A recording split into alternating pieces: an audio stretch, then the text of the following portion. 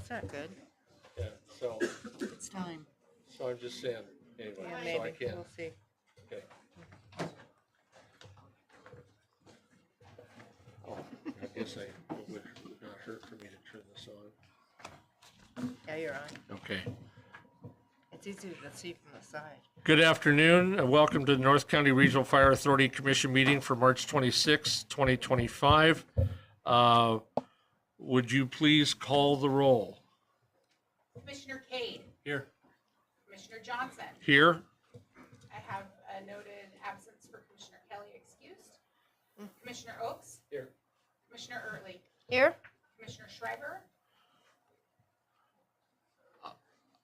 Hopefully he'll be here any minute, but I'm not aware of anything one way or the other. Commissioner Sloan Buchanan. Here. Okay. Thank you. Bye, Could, Commissioners. could we stand for Pledge of Allegiance? I pledge allegiance to the flag of the United States of America and to the republic for which it stands, one nation, under God, indivisible, with liberty and justice for all. Thank you. I'm going to turn this over to Chief Kraske for the Phoenix Award recognition.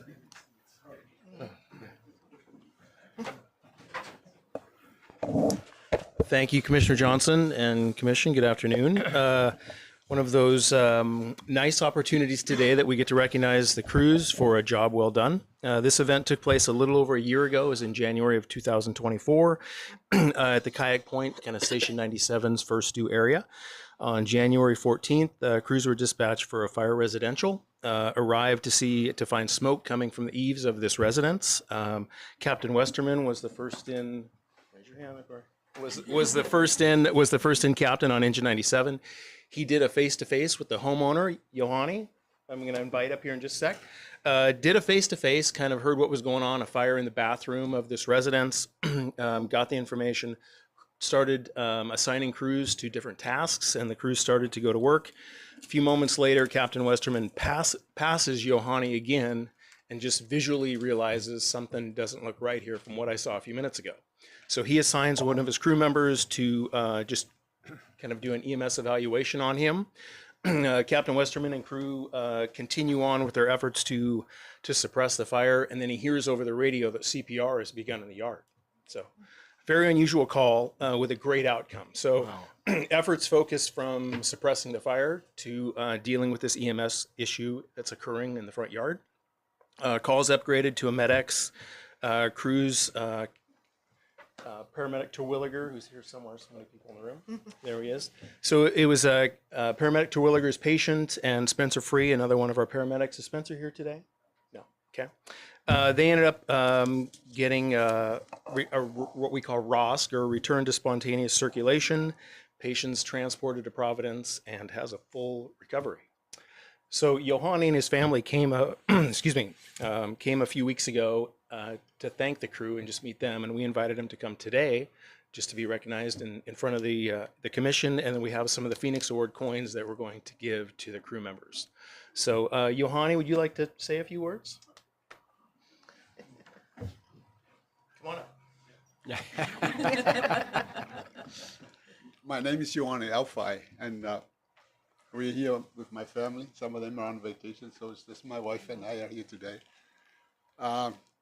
We're here in appreciation and just recognition of the great service that you all provide to save my life.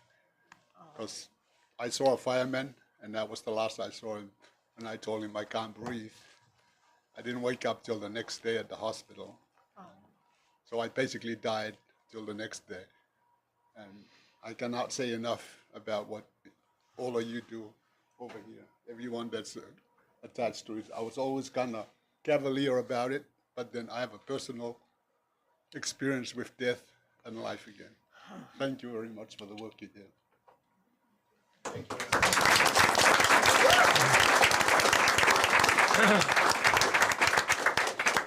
So with Captain Westerman's help, he didn't want to get involved here, but he's going to. I'm going to hand out the crew's coins. Come on up, Corey. I'm going to let you hand these out, please. We had, I don't know if everyone's here today, but I'll give you yours, Captain Westerman. Thank you very much. I'm going to let you hand these out. So we had Robert Fiala.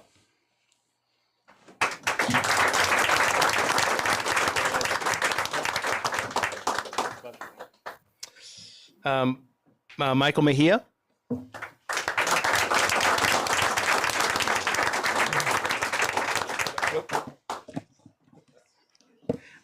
Captain Lingle, Gary Lingle.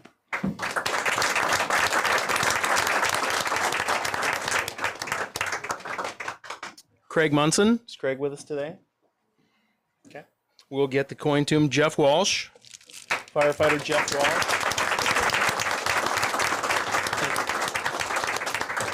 Mr. Walsh has a candy addiction. He's down on this floor several times a day. So I'll trade you. Do you want the coin or some candy? I'll come later to get the candy. I'll take the coin now, Chief. Yeah. Jake Terwilliger.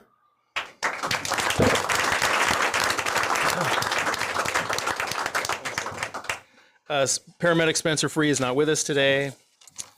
Nitch Sacha, is Nitch here?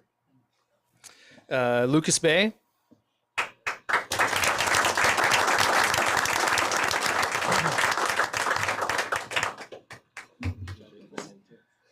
Travis Stanford.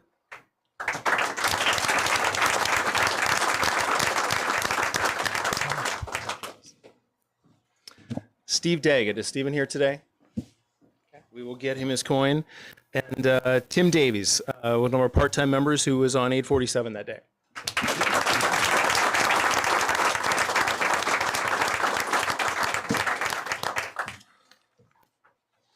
And that is it. These are just really nice occasions when we get to recognize staff for a job well done. So thank you. All right.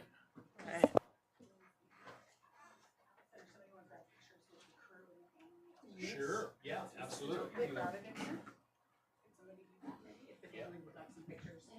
love that. Do you want to come out to the shirt? All right, come on out through and we'll. All right, thank you. Oh, that's so nice.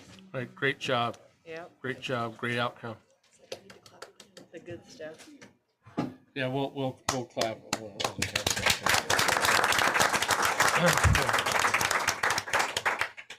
All right. Well, let me resume on with the meeting here. We got a lot to get through today, and public and employee comments. What do we have? Anyone signed up for public comments? Nothing. Okay. Should I ask? Is there someone here who wanted to make a public comment who didn't sign up? Okay, I'm not seeing any response. Okay.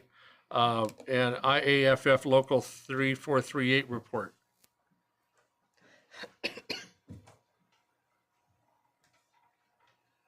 Is that on? There we go. All right. Good afternoon, commissioners, public, fellow crew members, admin. It's been a great month here at North County. On the line, in the offices, on calls, and around the stations, we can see morale improving. It's really great. It's like everyone's moving forward in a positive direction with collaboration and a lot of hope. So, thank you. Stair climb. We do the LLS stair climb every year. Firefighters travel from all over the world to climb the Columbia Tower. They climb 69 floors in their full bunker gear. And, you know, most firefighters are doing it in that 22 to 25 minute range, sometimes 30 minutes. There's a couple of them that are getting all the way down into the 12, 15 minutes. This is a really competitive event. It raises a lot of money for the Leukemia Lymphoma Society for research on those cancers. We had 12 members in our labor group go down that represented us very well. They raised almost $10,000 between the 12 of them. And all of that goes to the LLS Society for research against those cancers. So we're really proud of those guys. They worked really hard. They did a good job. We've got a levy coming up. We're all hands on deck. We are retaining a consultant at the end of the month, and we're going to work with the messaging that the district provides to be able to go out and provide the ground campaign. So we're pretty excited about that. Again, we've got full support from the entire labor group, so you should see pretty robust presence on the street. And then speaking of the levy, since I became the vice president, I've stepped back from the political action chair. So I wanted to introduce you folks to Jesse Bosley. He's going to be our new political action chair. So anything that has to do with campaign endorsements, the levy, all that stuff, Jesse's going to be the point of contact. I'll still come in and talk to you guys, but they're telling me I got to go back in my cage now. So Jesse's going to be another point of contact for you folks. He's a real smart guy. He came from Fed Fire. You want to come up and give him a little background? I didn't let him prep. No, I would have put a fancy shirt on. Good evening, Commissioners. My name is Jesse Bosley. My background is Fed Fire, like Kirk had said. I had 14 years at Federal Fire Service, heavily involved with the union, the IFF. Spent most of my time at the federal level campaigning for presumptive benefits and health benefits for our firefighters there. So at DC, like Cap said, if you have any questions or would like to be endorsed this year, we have 2 positions coming up, Oaks and Cade. If you'd like to be endorsed, come talk to me. We can have a conversation. That's all I got. Thank you, Jesse. So we're trying to get a lot of members involved, get you guys seeing some new faces. We got a lot of charged up people that are really excited to move forward. And we're here specifically, this large group is here tonight to support the work and the decisions that you folks have been making. So as the meeting progresses, we just want to say thank you, and we're here to support the positive direction of this agency. That's all. Any questions?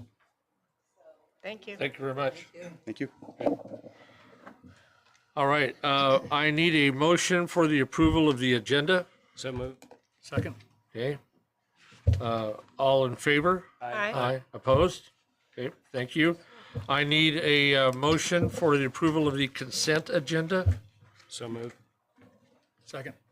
Okay, discussion? All in favor? Aye. Aye. Opposed? Okay. Train is leaving the station rapidly here, so, okay, we're good, okay. Now, down to Section 8, executive session. Board of Commissioners will go into executive session allowable under RCW 42.30.110 sub 1 sub I to discuss with legal counsel matters relating to litigation or risk, and allowable under RCW 42.30.110 sub 1 sub G to review the performance of a public employee. So we will now have those who are not to be here in executive session step out, and we will go into that segment. How So- long and when? we're done? Oh, 10 minutes for you then? Okay, and 20 for you? You want 30 minutes? yeah, that's enough. We'll return at 4:40. Okay, yeah, okay, all right. We'll return at 4:40, I guess.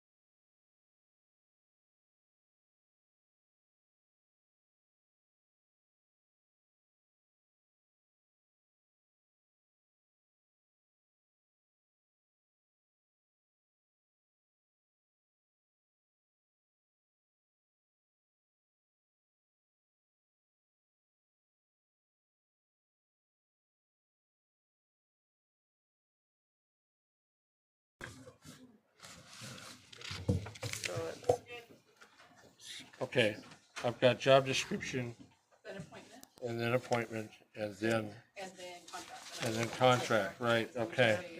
Okay, all right, okay, Okay. okay. And make this version 3.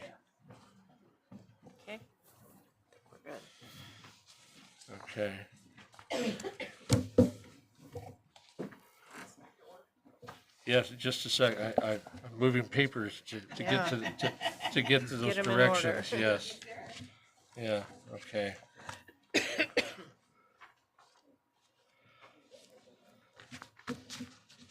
Okay.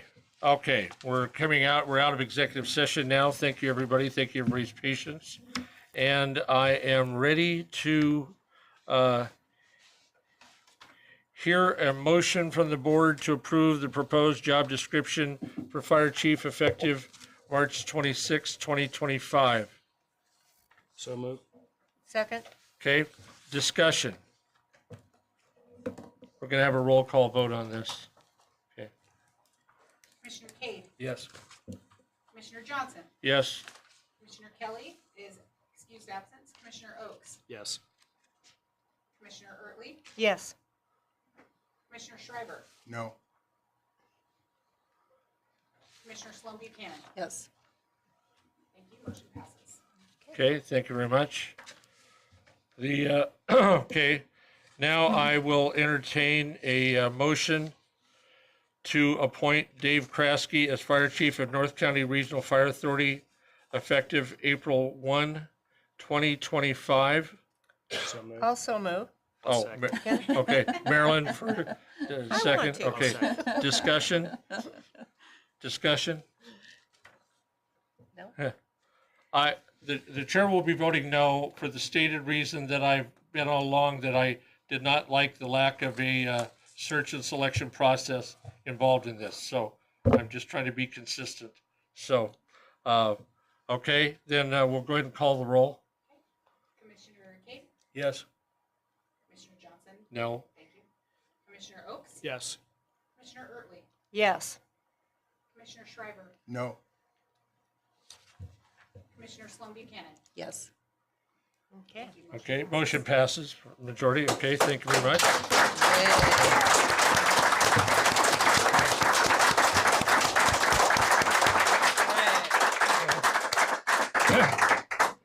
And now I will entertain a motion to approve the proposed employment agreement version 3 for Dave Kraske for the position of fire chief effective April 1, 2025, in substantially the form presented and subject to final legal review. So moved. Second? Third. You want to? Oh, who gets the second? Holly on can that? do it. Holly gets the second on that one, okay. Discussion. Okay, all in favor? Or, excuse me, I'm sorry, call the roll. Thank you, Commissioner Cade, Yes. Commissioner Johnson, Yes, Commissioner Oakes, Yes. Commissioner Ertley, Yes. Commissioner Schreiber, No. Commissioner Sloan Buchanan. Yes. Motion All passes. right. okay. Passes. Now there's a contract to go with that appointment, so that, I believe that does trigger a paycheck, so that's a good thing. Okay, all right, Very thank you good. very much for everybody. And now we will move into unfinished business, capital facilities plan presentation by Assistant Chief Ten Hoopen and TCA Architects. Oh, I'm Do we sorry, have a 5-minute, recess? yeah, congratulate? Well, our- okay, our all right, last I'm sorry. folks. If you don't mind, we'll call a 5-minute recess, so, thank you, okay? Go ahead.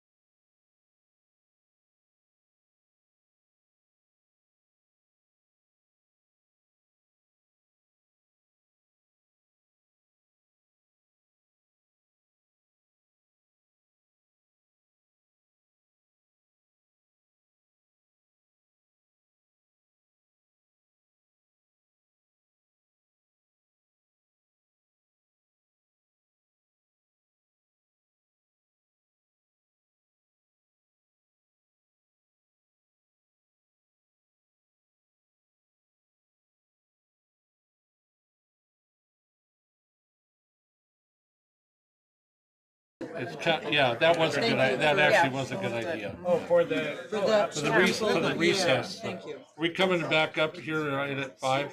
Or is that close enough? One more minute. Okay, we'll, we're about to call it. We'll go back in the session here in a minute.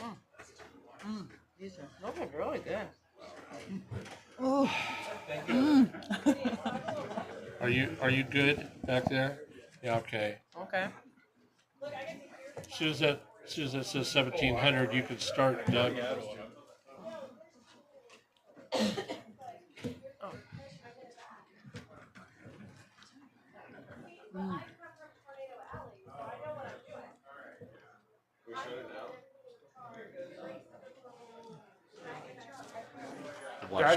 the watch clock never changes.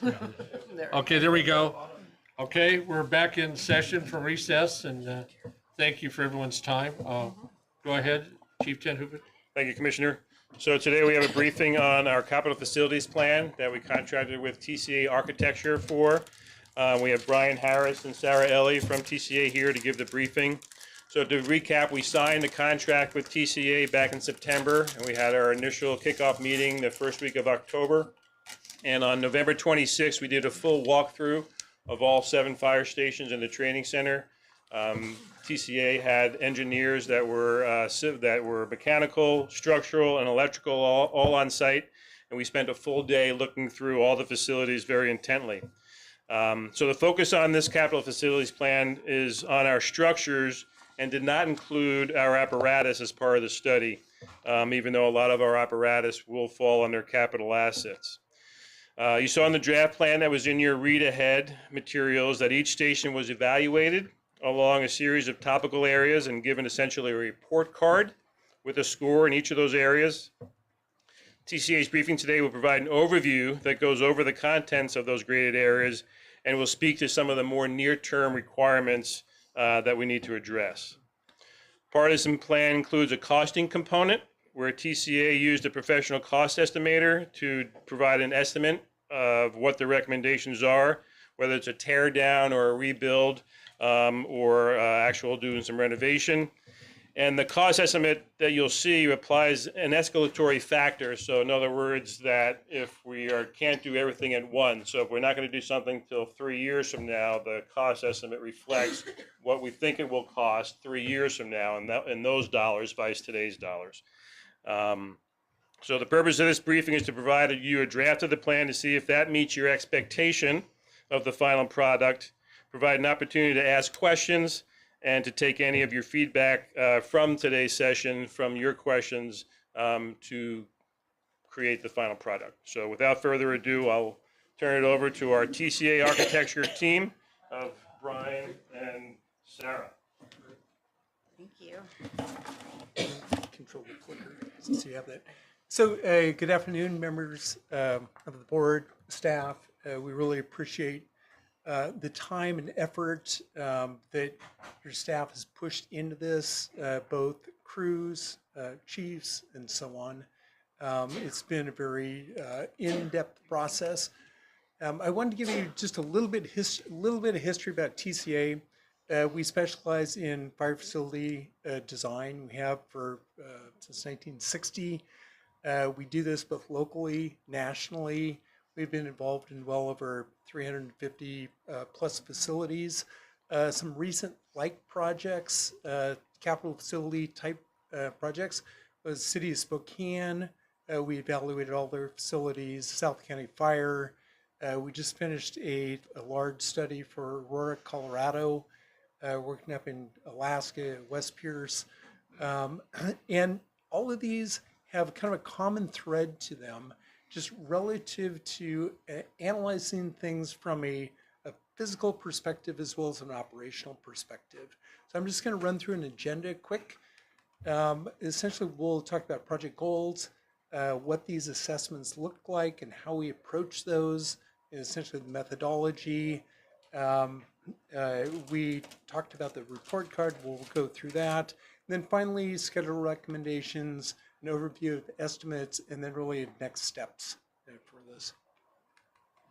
All right, so really the goal of this report is to come up with a prioritized capital facilities action plan. So look at kind of the facilities that you have, come up with an action plan, and also determine what's the most priority, what we need to do first. And so that's what you'll see here. Develop prototype stations. I'll get a little more into that later, but coming up with these sizes that we can compare both existing facilities as well as what you need now and in the future. And then an implementation timeline, so a project schedule as well as the budgets that Doug referenced before with escalation and on the dollars of when we kind of assume those projects would be built. So for the methodology of going about this, we reviewed available documentation. So we had some drawings of the existing stations. We took a look at those. And then conducted site visits, and that was a really thorough study. We looked at operations, so how do these facilities operate as a fire station specifically, as well as what is the condition of the building. With our team of engineers, we walked through all of them, and we're comparing these to a couple of things. One is fire station best practices, forecasting kind of future needs of the communities, as well as community-based solutions. So like Brian mentioned, we work throughout the nation, and every community has very different needs and requirements. And so making sure that when we're developing these plans, they're specific for the communities that they are in. And so it's this evolution of evaluating what we have, forecasting needs, and then coming up with a plan to meet those needs. We talked a little bit about, we evaluated the station with two main categories. One is the operation. So how does this building operate as a fire station? Does it support the staffing that's working there both currently and in the future? What's the program? Are the rooms laid out in a way that makes sense and that operates well? Do a turnout efficiency? That's a big one for fire stations, of course, is how fast can they get to the rigs? Are the sleeping rooms in the right location? Contaminant control, how well are contaminants being controlled in the fire station? And health and wellness. So how are the firefighters being supported, both health and wellness, because they're what's getting out to the calls. And so that's kind of the operations evaluation part of this. And then facilities conditions, so looking at architectural, so that's finishes, so floor finishes, wall finishes, roof, siding, paint, those kind of finishes. Structural is the bones of the building. Is this building going to fall down? What does it look like structurally? And then seismic, and seismic is specific for fire stations. So the fire stations are designed to withstand a design event earthquake and be operational. So they have a greater seismic category than, say, any other building that's not an emergency facility. So there's an expectation that they're operational. And then the mechanical and electrical systems. And so those are the kind of the direct, like, what is this building looking like? Could you put a little more meat on the bones of that regarding the seismic standards? Yes. That I assume you're talking about new stations versus old, or you can kind of guess in between what an old station can withstand seismically. Yeah, so there's two different paths. New station, essentially it's a Category 4 facility, okay, which is they call it the importance factor. So everything's kind of bumped up in terms of stiffening and strength and things, right, whether it's size, wind event. And then the existing facilities are really being examined by a different standard, not current code, but there's an existing building standard which is looking at similar factors performance-wise. It'll never get to what a new facility is, but there's a different lens in terms of how we're looking at those. Okay, but to the issue on a new facility, what kind of seismic, you describe that a little bit more as far as the seismic standard on a new building? You said 4. Yeah, so it's called a Category 4. So it'd be like a hospital, police station, fire station, all these central facilities. And the intent is lights on operations after a seismic event, which is a code level event. And it's not entirely black and white, where you say, oh, 9-point quake, it's going to be lights on.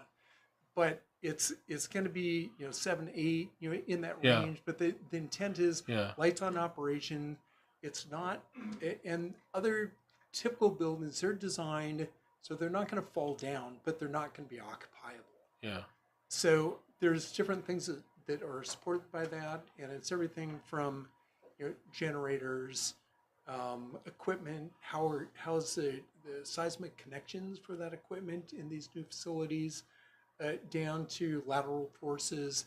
Is the wall going to shear off in an event, or the roof plane going to shear off? So those are all the things that we're looking at, Okay. kind of transferring those loads back to the ground. Right. I was executive director of the Cascadia Region Earthquake Work Group 25 years ago, and heard a lot of this, including the statement that there were so many fire stations in the Northwest who might suffer such damage in a severe earthquake that you couldn't open the doors to let the trucks out. I mean, we're really talking basic things here. Yeah. But and like you talk about loads, transferring loads and all that, I mean. And really, yeah, to that point, every few years there's a new code cycle, and there's been so much that's been learned over the last even 12 years. These are significantly more stout than what they were even 12 years ago. Like Right. this, this facility, for example, very different from what would be done today. Right. And a lot of it is around those bay doors, stiffening the doors, looking at how these doors function. Different doors function differently. Sectional doors versus side acting doors, and things like that. Right. Yeah. I mean, the attention to detail is immense. Yeah. Yeah.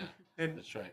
yeah, and definitely, kind of in that same vein, what the intent is to make sure this facility is operational. Correct. Could be that the whole community around you may not be, Right. but the station will be. Yeah. Okay. Thank you.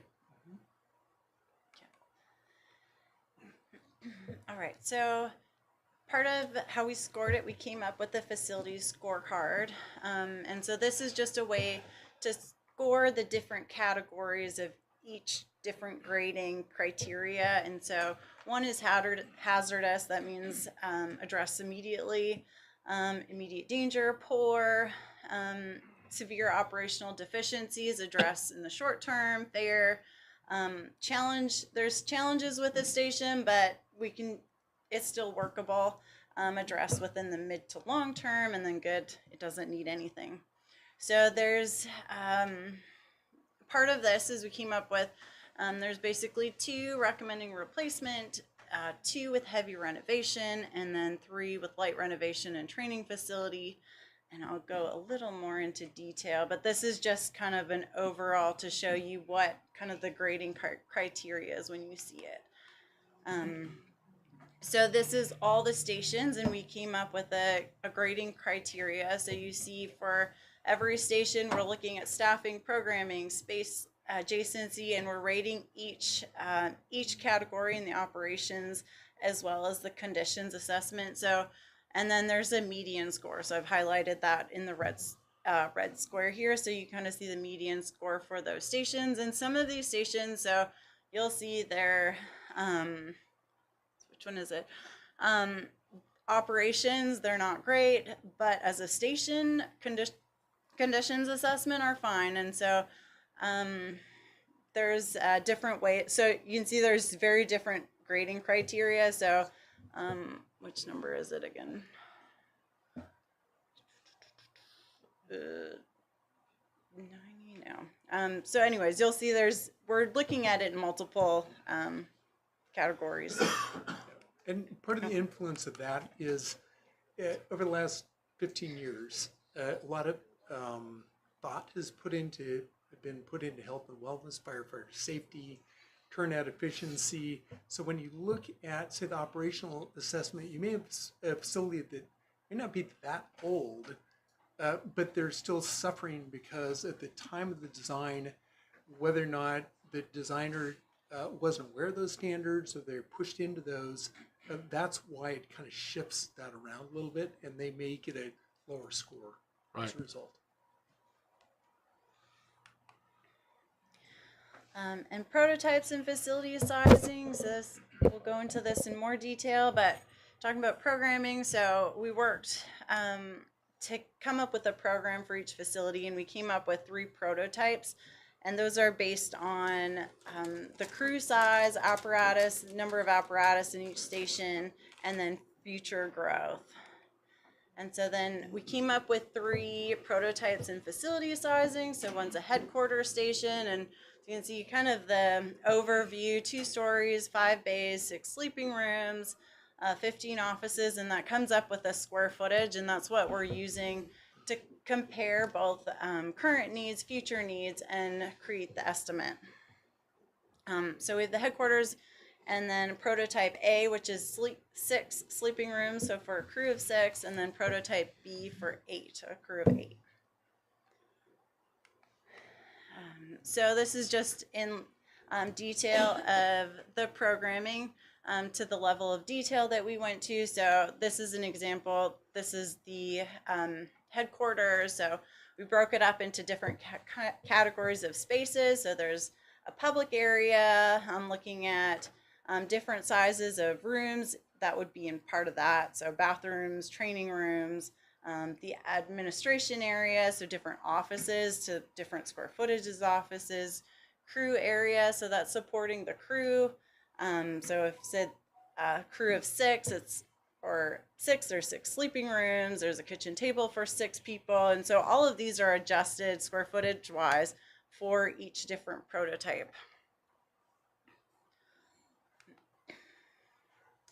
And then we also looked a little bit at growth and resiliency. So you can see to the left, there's the existing staffing. So existing, it's cross staff. So there's a staff of 3 at this station. And in the future, it would we'd be planning for a 1 crew on the aid BLS, and then the tender and ladder to be cross staffed. So we looked at each station, what their existing staffing is now and how that might be in the future, and to make sure that as we're doing this planning, we're both accommodating kind of current needs as well as future needs, because you don't want to design a station that's not going to support you in the future. And so then we compared all those square footages. So you can see there's the existing square footage of a station, the current need. So that's this is the current need of that station, and then future need. So that's what you would expect in the future. So this station, this example here, the current need and the future need is the same. There was not expectation of any growth, and that'll come into play when we talk a little bit about impact fees. So we can get into that a little bit later. Does your headquarters prototype design assume that it could potentially become an emergency operations center for the North County Fire area in the event of, you know, a major earthquake event, most likely, possibly flooding, but mostly the Cascadia type event? There is a large training room in that could be convertible as part of that process. Yeah, but not the other stations necessarily. That didn't look like there was a room for that. Yeah, correct. But yeah. Yep. Okay. That's important to have that, though. Yep. Yeah. So project planning. So just to sum up, we looked at all the stations. We came up with our analysis of their current conditions, what their future conditions are, and came up with a schedule recommendation or planning for the projects of each station. So you see here, there's some light renovations. Those are shown in yellow. Blue are new fire station replacements, and then the yellow is light renovation. Orange is heavy renovation, and other. So other is things like I think consolidated storage. So other little projects that have to be thought through before some of these other projects can happen, but maybe not necessarily really a part of this plan. And we came up, we're spanning this kind of over a 10-year period, and these will move and shift a little bit, but this is basic. This is what our current estimate has been based off of. So looking at 96 a bit earlier, and then 90, and then some of those other projects dispersed because we can't do it all at once, unfortunately.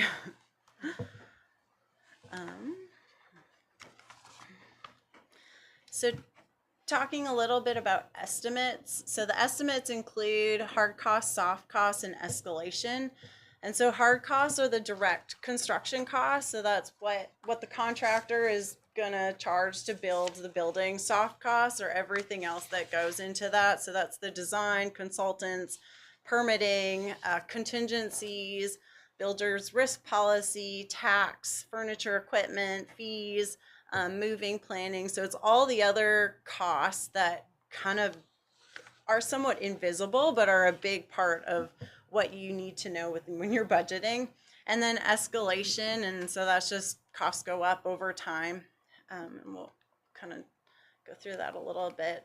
So what drives fire station cost? So just a little bit on fire station cost. We talked a little bit about the seismic category. So that means these facilities have like 20 to 30% more structure in them. So they're bulky. They have more in them to withstand. Failure is not supposed to be an option. Yeah, Yes. failures. So they're designed for that. And if you know structural engineers, they take structural engineering seriously. And so it's there. And then Washington Energy Code, it's getting more complicated, more expensive every time. Prevailing wages. So these projects are prevailing wages. So you can't compare it to, say, a private project. So when you're looking at square footage costs, it's not what you can't compare it to like a house or something like that. Systems, these facilities have a lot of systems built in them, from the exhaust system to the alerting system. So they have a lot of, it's a lot of complexity in a small square footage, really. And then some of the rooms are really complicated, lots of equipment from extractors. So there's a lot of equipment that everything's getting supported by. Durable materials to handle emergency operations. So these facilities are more and more, they're 50, 70-year facilities. So trying to put a lot of durable materials so that they last that long. And then project delivery methods. So that just, that can influence cost as well.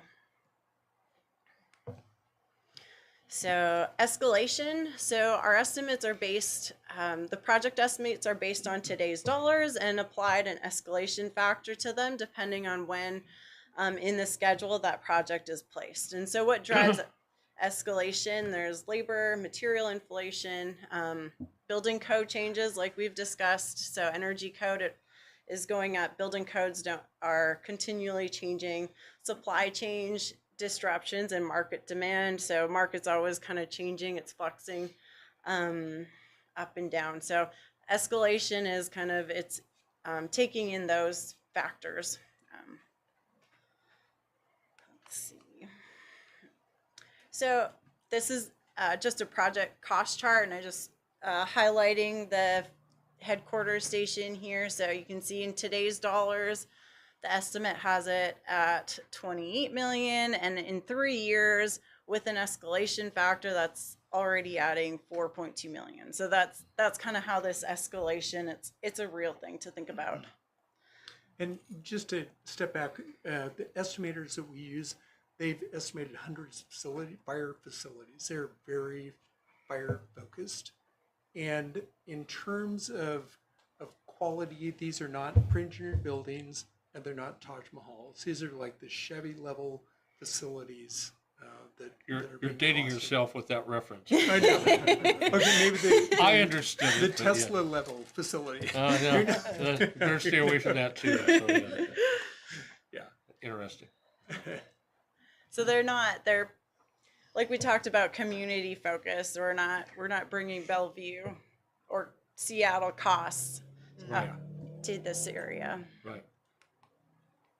So just I'll briefly touch project in focus on station 96. So here's a couple photos from our site visit. This is kind of the cover page of our the report. So it talks about the main deficiencies, kind of midterm recommendations. So that's the replacement, and then long-term recommendations. So this is the station I was trying to find earlier. So the operations is fairly poor on this station, but the conditions is adequate. So with upgrade mechanical systems, it could be used as something else. Maybe not a fire station, but something else. So it's not, that's kind of how that operations and conditions kind of balance each other and compare. And so then this is just kind of, in the appendix in the back, you'll see all the detail that goes into each station, and that it goes into more detail. So every category kind of has a little paragraph of like staffing. Here's the staffing, here's the layout or the turnout efficiency. And so each station has kind of more detail in the back of the appendix that gets to the scoring that we came up with. All right, so station 96, just to walk through a little bit of the estimate or how to read through this. So you have the building cost, site work cost, and then any frontage improvements. You see the percentage there for the soft cost, and each facility has a slightly different soft cost. It depends on kind of the escalation, not escalation factor. It depends on if it's a heavy renovation, light renovation, new build, and then things like the furnishing equipment changes. Depends on if it's a renovation. There's probably not a whole lot of new furnishing. So all the soft costs are adjusted slightly per project. And then this one's for 3 years escalation. And so then that's what gets you to the total escalated project cost. And then this is just the breakdown to show, and this is kind of the cover sheet. There's even more breakdown to it. So the estimator breaks it down into foundations, wall construction, siding, roofing, interior, stairs, finishes, elevators. So they break it out into that level of detail. And then also they have the general conditions for a contractor. So they and then design contingencies and the insurance and bonds. So they include all of those other costs too that the contractor will charge.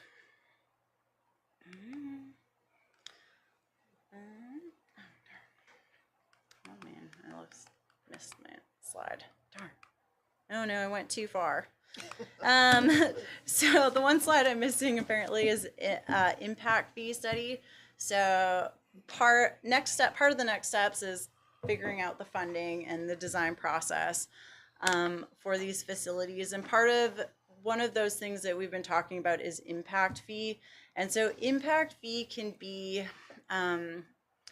it's a assessment that is done to show, okay, so this part of your project is existing current need, but this part is due to development and growth. And then, so Burt Consulting, they've done this before, and so they come up with kind of what that number is that's actually due to growth and development. And then they come up with a fee, and then a methodology for calculating what those actual fees are. So they kind of come up with what the number is for development, that cost due directly to development, and separate that from cost due just to everyday maintenance and services, and then they can come up with a development. So that's what the impact fee is, or impact fee analysis. Yeah. And they've done that for multiple departments. I think most recently, Valley Regional Fire down south, they did a big impact fee study, as well as City of Renton, when there's a merge or consolidation with District 40. There's some analysis relative to City of Renton on that. For clarity, though, there is no current impact fee at North County Correct. Regional Fire Authority No. area, right? No. Okay, that's what I thought. Okay. Yep. So that's something that we were asked to provide a proposal for, if that's a direction that the board would want to pursue. It was Stanwood or whoever it might be as part of this effort. So that in the packet, there is a pricing proposal for that. And it's primarily Burke Consulting, and essentially they're an analytics firm, and they really work around the state. Do these impact fees then have to get passed on to like the county or the cities for Yes. them to then pass it on to the developers or individual builders, however Yeah, they so it'd be a whole assess that? process to kind of get Yeah. to that point. It's not just taken from one center and spread out. It goes Right. through these other subdivisions, Yeah. right? Okay, that's what I thought. And when we put the study together, we strategically said, here's your baseline need just to bring this facility up to snuff, basically. Right.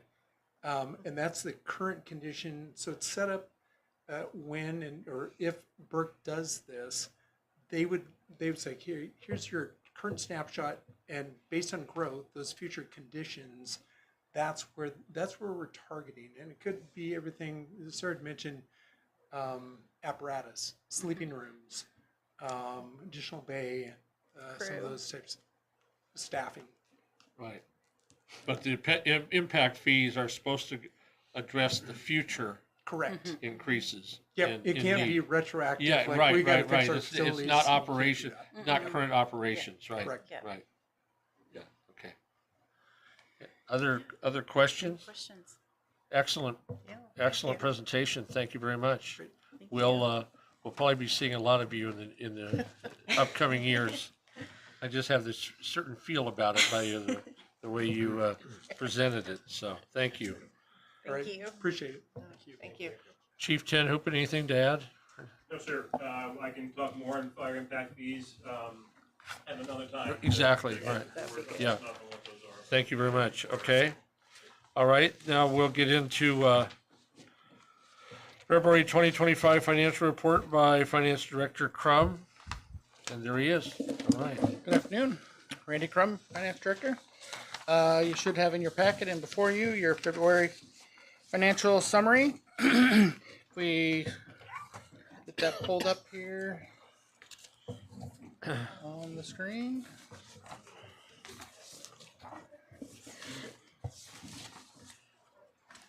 Perfect.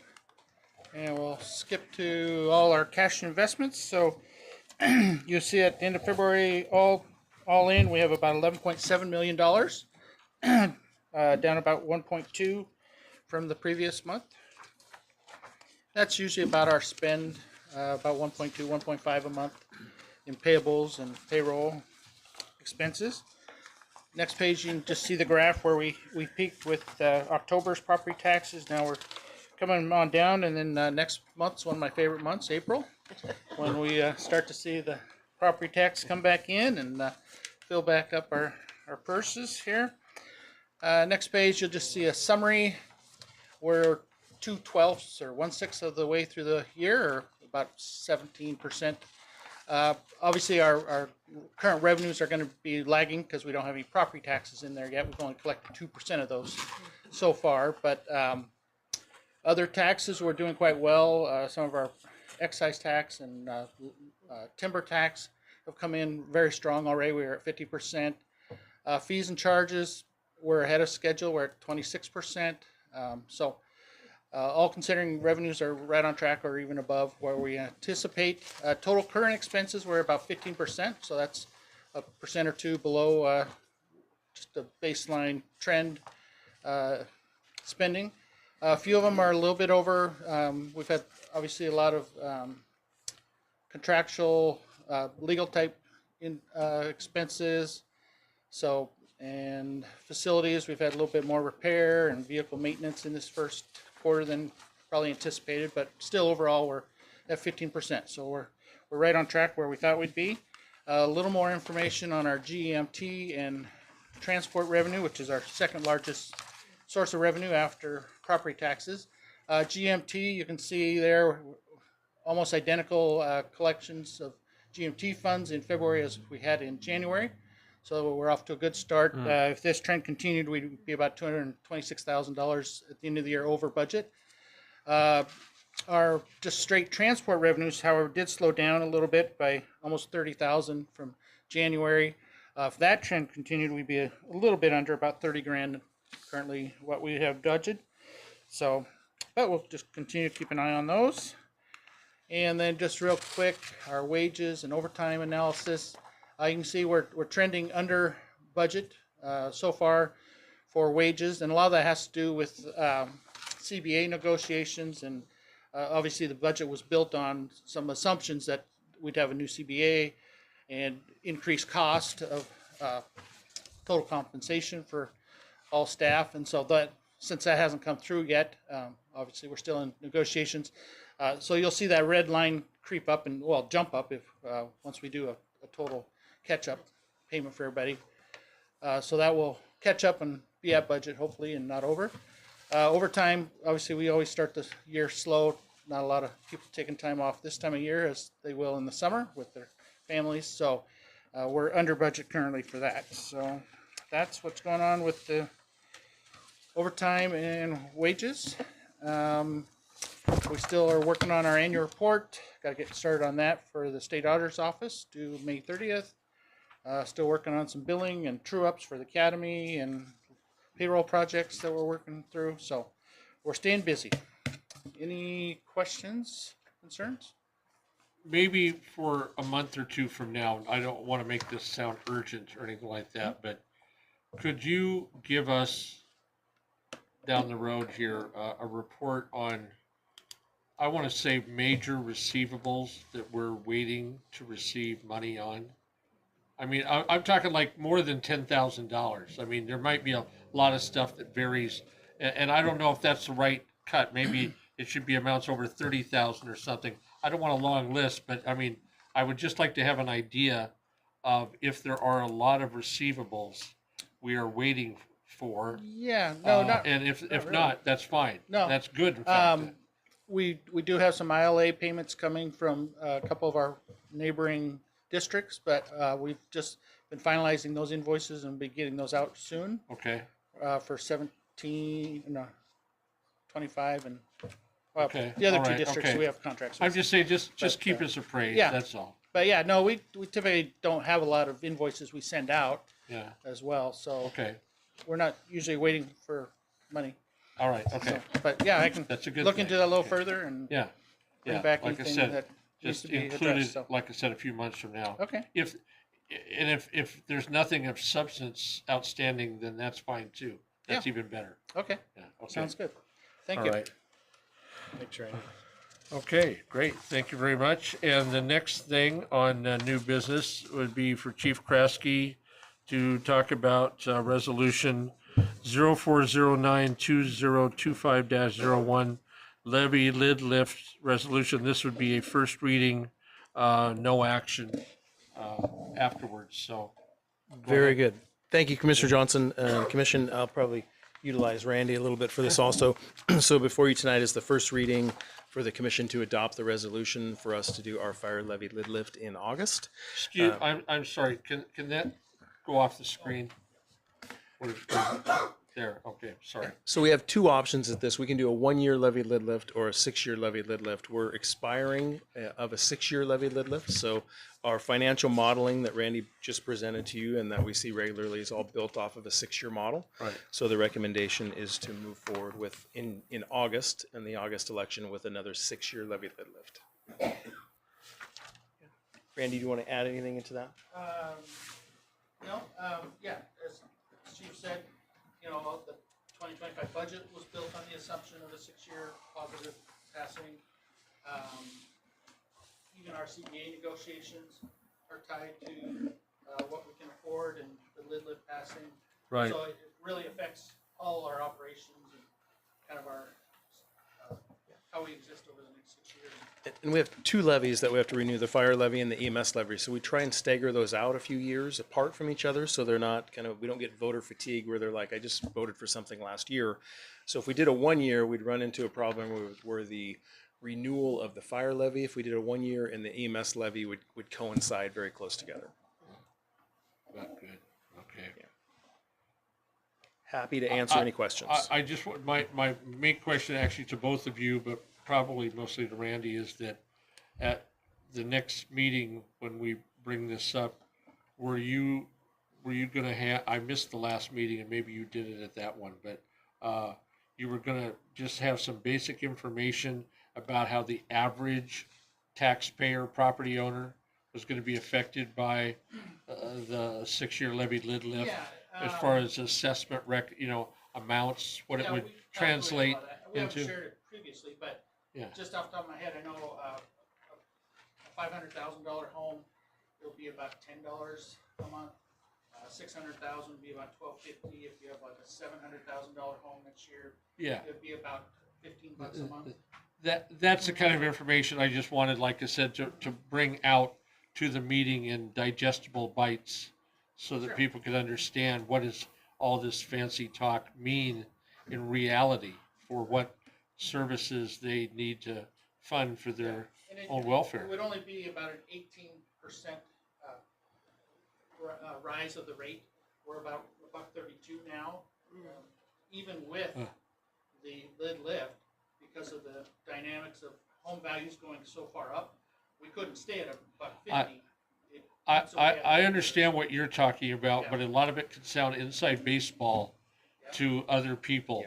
And I'm just saying, I just need it real in people's, digestible. Sure. For How many lattes yeah, I mean, yeah, not too much in percentages, but just in average dollars, average homes. You were paying this and now you will pay this. Maybe it was the same, maybe it's gonna slightly be an increase, but like I said, digestible information bites, they can go like, oh, okay. If we get, just saying the word 18% of something, now that sounds like a lot, whatever it is. It may be, when you translate it all out, it really doesn't work out too much. Okay. Yeah, and we certainly have our work cut out for us the next 4 months or so as we prepare for this, but we'll be at public events and talking to any HOA and community group and Chamber of Commerce and Rotary, and I'll go to the dog park. Anywhere somebody will listen. And those digestible sound bites will be important. Yes. For people to have, yeah. Yeah, and I'm happy to hear Captain Norman talk that the local is well on board and supportive of this. So together we'll take this project on. Okay, Very good. great. You may either stand there or you may go back to your seat for the chief's report. I brought it with me. I'll try and keep this somewhat brief. Okay, thank you. I'll start with some unfortunate news. We had a fatal fire on March 13th, kind of here in Stanwood, just right up against where 532 and I-5 meet. If you take a left on Old Pacific Highway and then go up and take a left on 276th, there was unfortunately a gentleman succumbed in a fire in an RV. Happened in the middle of the day. Great response by the crews from Station 96, 90, and 99. So I'd like to recognize A Shift for those efforts. And then just 2 days later, kind of down in Commissioner Cade's neighborhood, we had a fire residential on Lakewood Road, kind of right by Lake Martha. That, again, had a nice response and some assistance from Marysville on that. Labor negotiations are ongoing with some progress the last few meetings. I think we're meeting with Commissioner Cade and Commissioner Oakes on Friday to kind of update you on where we are, and we have a session on Monday. Yeah. So again, making good progress there. I think everybody's kind of optimistic. I reached out to Chief Schmidt today, and we'll have the ILA for you to see next meeting with Fire District 21. And he responded in his message that he's making job offers next week to the paramedics that he's hiring. Good. Company evaluations, I'll recognize Chief Kuntz and Training Officer King if he's still here.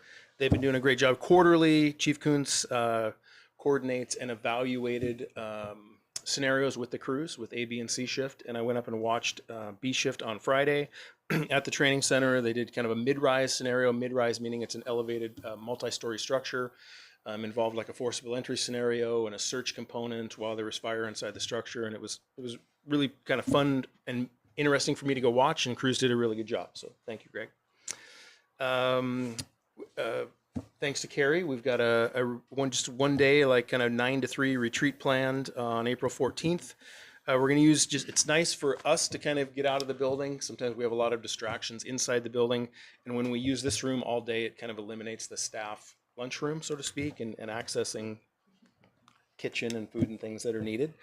So we're going to use the Arlington Airport office, and we'll be able to walk right just a couple hundred yards away to Ellie's and have lunch and come right back into the room. It's a nice room that looks out on the airfield. Just some Operational things, we took, last year we budgeted for 3 sets of extrication tools, hydraulic, so these are electric tools rather than hydraulic tools. We took delivery of those just a few weeks ago and they're being put in service. So now all of our units, all of our first out suppression units have hydraulic tools and we have hydraulic tools as backups. And we'll be kind of donating 1 set of hydraulic tools to the training center for the academy to use. So thank you to Firefighter Fournier for coordinating that. Captain Norman, thank you for your efforts for coordinating ballistic gear. So the last few years we've had ballistic gear like bulletproof vests and helmets in the budget. We've cut them out of the budget during the year, the last few years, just as savings. This year we went ahead with the purchase. So again, it was in last year's budget. We just took delivery of it a few weeks ago and Captain Norman will coordinate the in-service for that. Allison's working through the exhausting project of the payroll issues and challenges. So thank you for that. Yes, yeah, that's a huge project, and the consultant. Yeah, so we hope that wraps up maybe a month. Well, we're going, next month we're going to be doing The road show. We're going to go to every station, every shift, and talk to people about their specific payroll analysis that we've done, all the way back, day by day, hours, pay, every type, to show them and make sure that we're all on the same page, and Yeah. Randy and I are Very good. totally linked on that, so we'll get that all taken care of. Thank you. And then just a definition. We have in our industry, we have a term to use a lot of kind of slang and terms that lay people don't understand.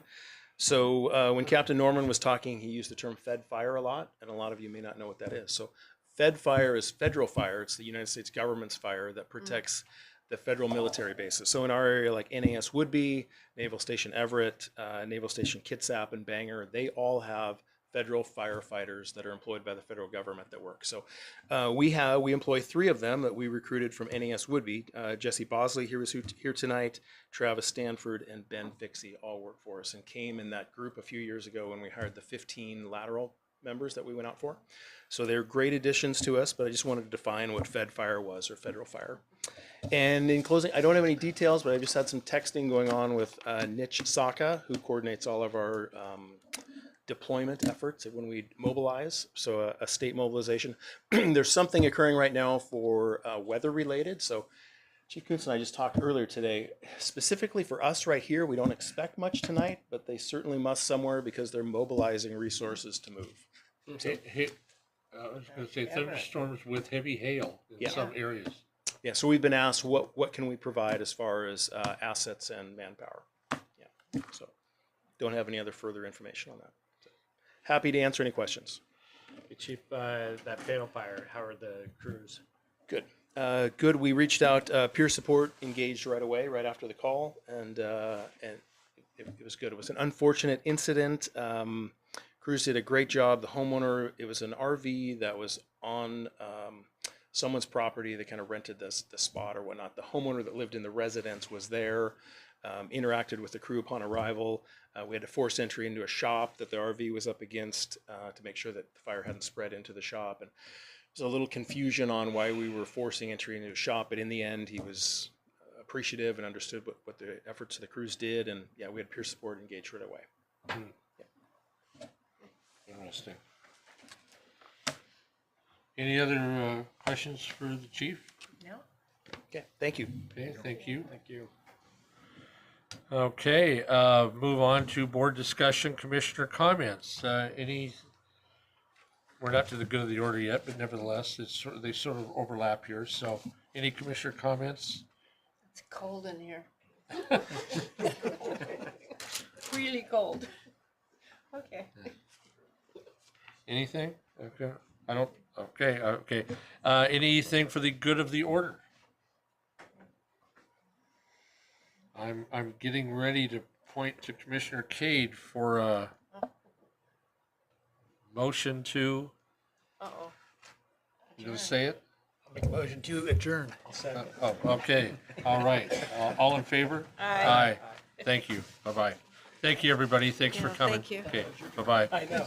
I think you had a moment. Freezing in this place.